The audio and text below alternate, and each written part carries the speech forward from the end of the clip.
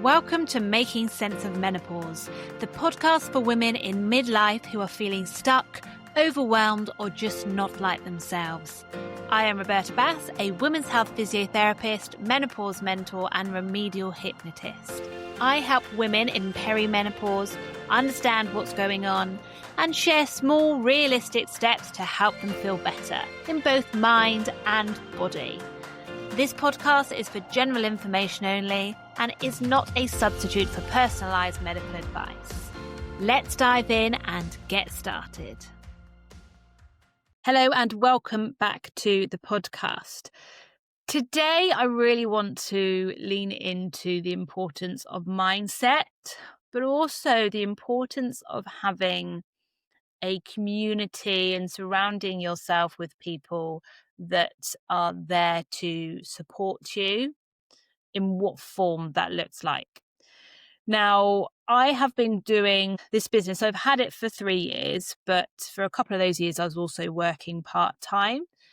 And prior to that, I'd worked in the NHS for 16, 17 years. In the NHS, there is a certain mindset in terms of treating patients that we've got so many on the waiting list that you just do the bare minimum just to get people as good as they need to be, and then you can discharge them. And also you can only treat one part of the body. So they are referred, well, for me, it would be pelvic floor issues. It might be incontinence, it might be prolapse, or it might be that they are pregnant and they had bad back or pelvic girdle pain, but you weren't allowed to look at the rest of them. So in terms of pelvic floor, that isn't just about the pelvic floor. That is about the whole body, the back, the hips. I would assess those as well, because it might have an element of the back that's causing pelvic floor issues. So those things I assessed and I dealt with, but I wasn't able to delve into anything other than the physical problems. So I wasn't able to look at their stress management or their overall well-being or perimenopause or menopause symptoms. I wasn't able to go into those things. So that set me kind of thinking on that mindset that you see people once every 4 to 6 weeks and you can only do that bare minimum. So moving into private practice, I did change that to a certain degree in terms of thinking, oh, there's a lot more that I can do with women. But I still thought, well, actually, they probably don't need to see me that often because I don't have enough to give them or I'm not valuable to them. And so that is completely wrong. But at the time I was thinking, oh, okay, they probably don't want to come see me that often and I can only give them so much because they don't want to come very often. But that then got to a point when I stopped working part-time elsewhere and I was relying solely on just my clinic and any income from my business. And people started to cancel because after you've not been for 4 to 6 weeks, it just wasn't their priority. They weren't getting anywhere. Quite rightly, the fact that I wasn't giving them everything because I was still in that NHS mindset. But people were cancelling. Then lots of people were messing me around in my Pilates classes. And unfortunately, I take things quite personally. So if loads of people drop out and then I'm thinking, oh, I'm not going to have any money and then maybe I shouldn't be doing this business. Maybe I'm not cut out for this, even though that's completely wrong. I will come to that in a minute. But I got to the point where I was just like really down thinking that I'm never going to make this work and people aren't getting better. And I was just like really down and I was like almost thinking, well, maybe I should just pack up and get a job. I was even thinking, well, maybe I just get a job down in a shop somewhere just to like make up some money. And this was going on for ages that I kind of just felt like this.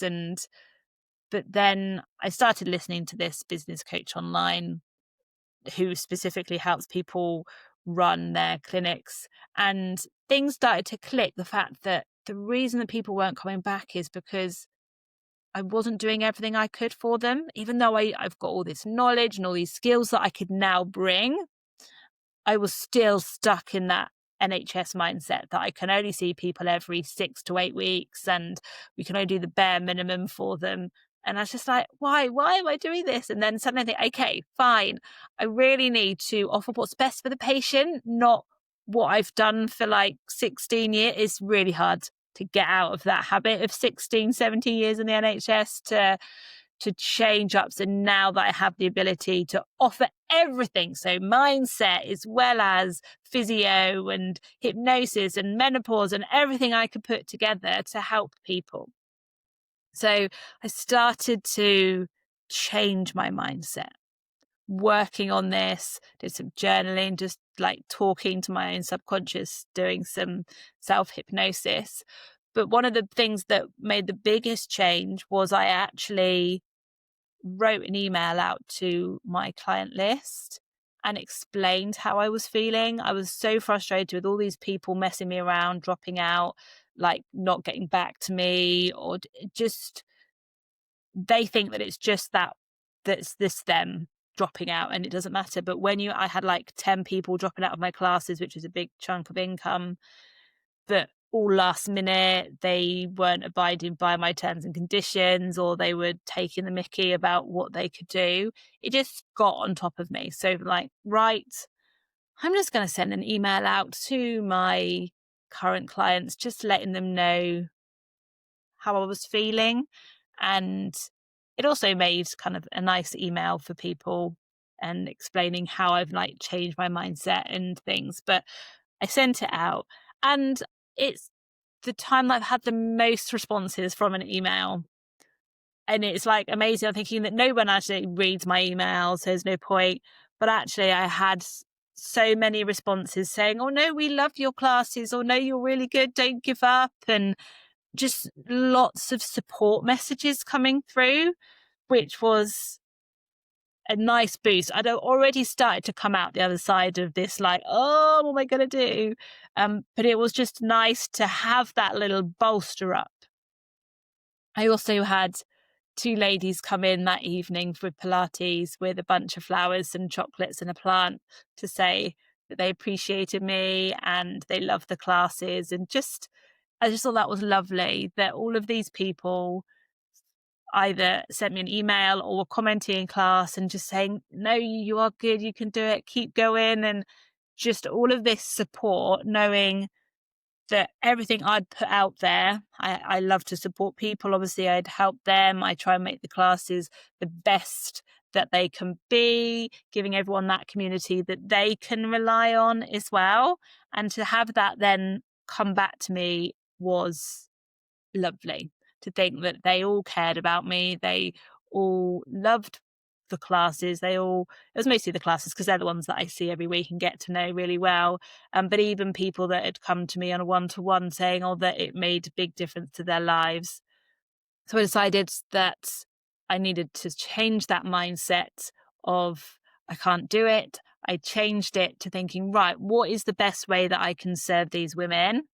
And then putting that across to them. And then they were all keen to come and see me regularly because I was putting out a different energy. Whereas before I was like, oh, we probably don't need to see you for 6 to 8 weeks. And they were all like agreeing and didn't want to come see me more often.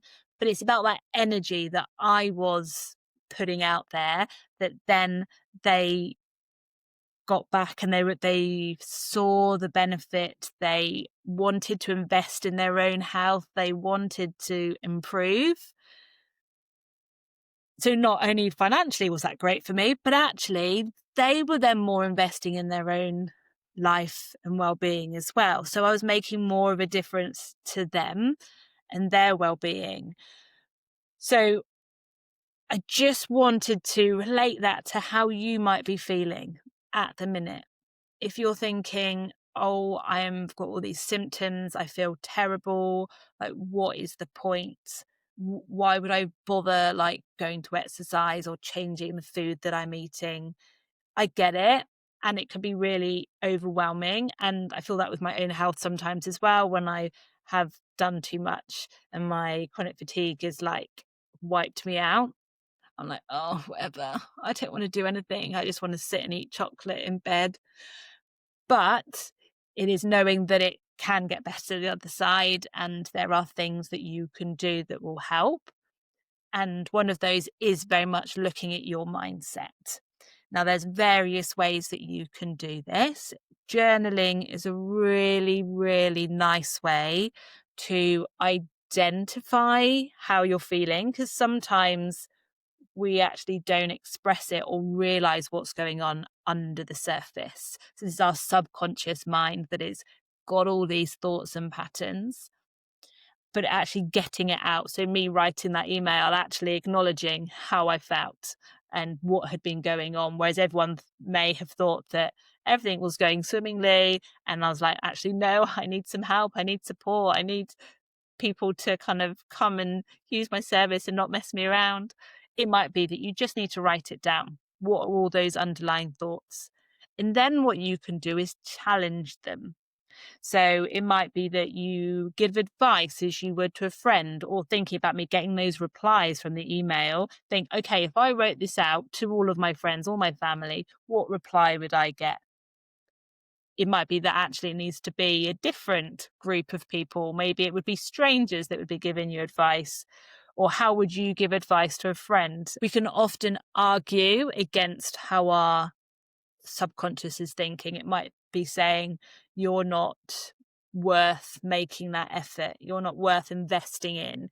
You are just, or it might be as harsh as you're stupid, or you're ugly, or you're getting old, or whatever. You may be arguing that these are all the case, but actually, if you were to say that to a friend or somebody, that wouldn't go down well. But we are so much harsher to ourselves than we are to other people. So if you felt that way, or your friend felt that they weren't worth it, they weren't kind of valuable, or they were looking terrible, or that they're just getting old, it's like, how would you advise them? It's like, we all age. It just shows all the experience that you've had in your life. We can age gracefully. We can actually put in the effort to make sure that as we age, we stay fit and healthy. You are valuable enough. Everybody is valuable enough to put in that effort.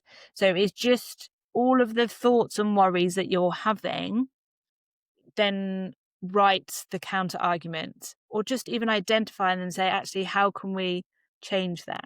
It might be that you do something like a positive affirmation, say, I am valuable, I am beautiful, I am worth making that investment of time or money.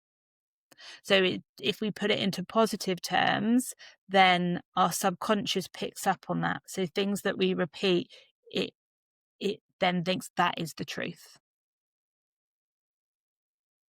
Then looking at how you can get support from other people. So just having that bit of community support really helped me get back to feeling, actually, I am worth it, and the business is worth working on.